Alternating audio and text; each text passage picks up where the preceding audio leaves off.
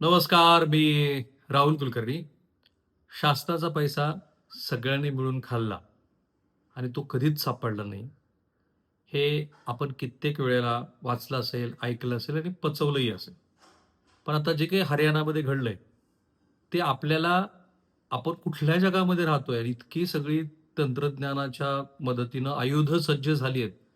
तरीसुद्धा बँकेतले 4 कर्मचारी आय-ए-एस अधिकाऱ्यांच्या मदतीनं मिळून सरकारचे थोडे थोडके नाहीये, तर जवळपास 590 कोटी रुपये हडप करू शकतात आणि ज्या पद्धतीनं ते करतात, ते किती इंटरेस्टिंग आहे बघा.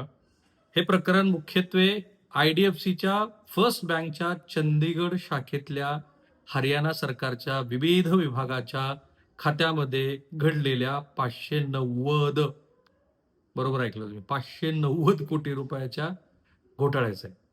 आणि पैसा आला, पैसा थांबला आणि पैसा गेला.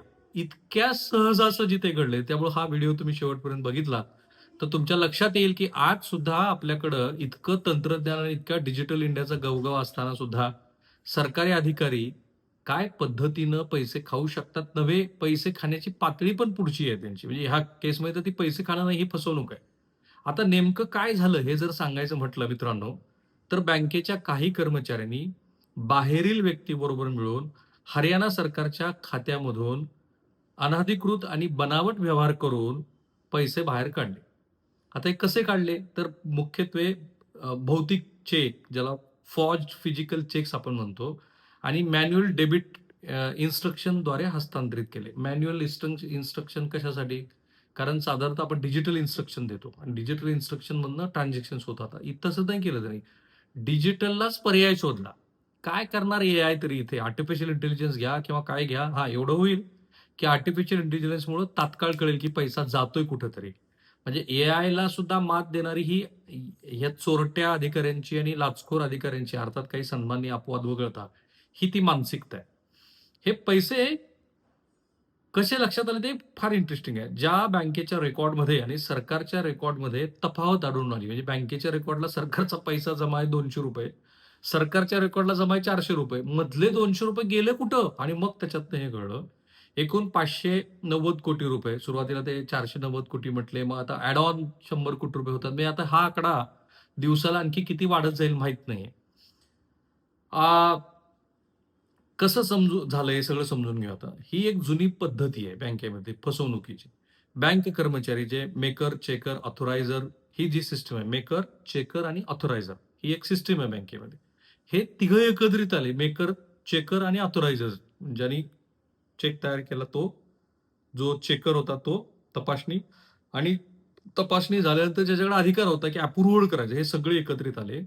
डिजिटल व्यवहाराऐवजी भौतिक चेक बनवले, फिजिकल चेक बनवले, ज्यांना कोणतीही डिजिटल ट्रेस नव्हती. म्हणजे हे व्यवहार डिजिटली कुठेही ट्रेस केले जात नव्हते आणि मॅन्युअल एंट्रीज करून पैसे बाहेरील लोकांच्या खात्यावर ट्रान्सफर केले. ते बाहेरील लोक पण हुशार.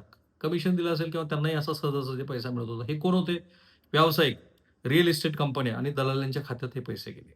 बँकेच्या आंतरिक नियंत्रणातला हा कमकुवतपणा होता, ज्यामुळं हे सगळे लोक एकत्रित येऊन असं करू शकले. अर्थात आर-बी-आयने म्हटलं, कारण आर-बी-आयला त्यात लक्ष घालावं लागलं. आर-बी-आयने म्हटलं, की हे फक्त चंदीगडच्या शाखेपुरतं मर्यादित आहे. तुमचा विश्वास बसत असेल तर हो म्हणून या व्हिडिओच्या कमेंट बॉक्समध्ये टाका. माहीत नाही आपल्याला, कारण पूर्वी सहकारी बँकांना ए प्लस ज्या पद्धतीच्या सीएकडनं रँकिंग मिळायच्या आणि बँका कशा नंबर 1 आहेत वगैरे दिसायच्या. नंतर ढपकन एका दिवशी ती बँक बुडायची. तसला हा सगळा प्रकार आहे.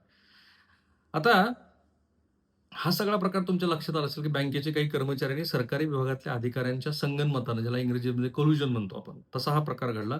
सरकारी निधी एका खात्यातून दुसऱ्या खात्यात हलवण्यासाठी जे कडक नियम असतात, त्यांना बगल देऊन हे सगळं झालं आणि मग इतर लोकांच्या खात्यामध्ये ते पाठवलं. आता ह्याच्यात मुख्यत्वे के-वाय-सी, नो युअर कस्टमर, ह्या नियमांचं उल्लंघन झालं. बँकेच्या अंतर्गत प्रणालीमध्ये ज्या त्रुटी होत्या त्याचा फायदा घेतला. पुरेशी पडताळणी न करता मोठ्या रकमांचे ट्रान्झॅक्शन्स व्यवहार झाले. हे कधीपासून सुरू होतं? तर ही फसवणूक गेल्या काही महिन्यापासून सुरू होती असं प्राथमिकदृष्ट्या लक्षात आलं. जर ही वर्षभरापासून असेल, 2 वर्षापासून असेल, सो गॉड नोज की ते किती पैसे गेले असतील. 18 फेब्रुवारी 2026 रोजी हरियाणा सरकारच्या एका विभागानं आपलं खातं बंद करून दुसऱ्या बँकेत हस्तांतरित करण्याची विनंती केली. तेव्हा बँकेच्या रेकॉर्डमध्ये आणि सरकारच्या रेकॉर्डमध्ये तफावत आढळून आली. त्यानंतर इतर विभागांनी सुद्धा तपासलं आणि मग एकूण ₹590 कोटी गोंधळ प्राथमिकदृष्ट्या लक्षात आलाय. बँकेनं 22-23 फेब्रुवारी 2026 रोजी स्टॉक एक्सचेंजला त्याची माहिती दिली आणि मग तपास सुरू झाला. आता हरियाणा तपास यंत्रणांनी गेल्या काही महिन्यातील 391 संशयास्पद व्यवहार आणि 170 खात्यांचा अभ्यास सुरू केलेला आहे गेल्या काही महिन्यात. आणि मग नंतर कळेल की किती हजार कोटीचा हा घोळ आहे. एकूण किती पैसे गेले आणि कोणते पैसे होते? एकूण 590 कोटी रुपये हरियाणा सरकारच्या विभागाच्या डिपॉझिट्समधनं आले होते. हे सरकारी पैसा होता. विविध विभागाच्या सेव्हिंग्ज, डिपॉझिट्स आणि व्यवहारासाठी ठेवलेले हे पैसे होते. हे पैसे बाहेरील व्यावसायिक रिअल इस्टेट फर्म्स आणि चंदीगड, हरियाणातील दलालांच्या खात्यावरती गेले. बँकेनं काही खात्यामधून 70 कोटी रुपये आता रिकव्हर केलेत, ते गोठवलेत आणि बाकीच्या खात्यातले रिकव्हरी करण्याचं काम सुरू आहे.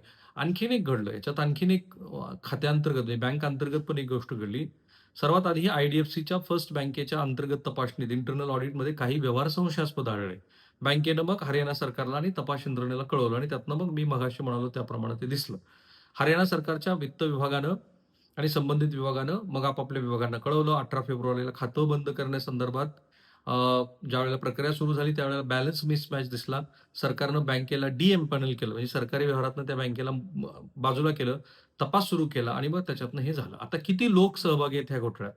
तपासात सध्या 4 वरिष्ठ आय-ए-एस ऑफिसर्स, बँकेचे कर्मचारी आणि काही खासगी व्यावसायिक भोवऱ्यात आहेत. एकूण 170 खाती तपासली जातात, म्हणजे किमान 170 लोक तरी त्याच्यात सहभागी आहेत, ज्यामुळं लोकांची संख्या आपल्याला लक्षात येते आहे. अ, चंदीगड आणि हरियाणातल्या काही रिअल इस्टेट कंपन्या, बिल्डर्स आणि व्यावसायिक आणि खासगी बँकेच्या खात्यावरती हे वळवण्यात आलंय आणि जिथं आपल्याला लक्षात येतं आहे, की हे अशा पद्धतीनं घडलेलं आहे. आता सरकारचा किती पैसा सुरू झाला त्याचा काही माहिती नाहीये. हरियाणा सरकारनं अँटी करप्शन ब्युरोला हा तपास सोपवलाय. एफ-आय-आर दाखल झाली आहे आणि आय-ए-एस अधिकाऱ्यांची हाय लेव्हल कमिटी नेमली आहे. बँकेनं के कडून फॉरेन्सिक ऑडिट सुरू केलं आहे, ज्याला 4 ते 5 आठवडे लागतील.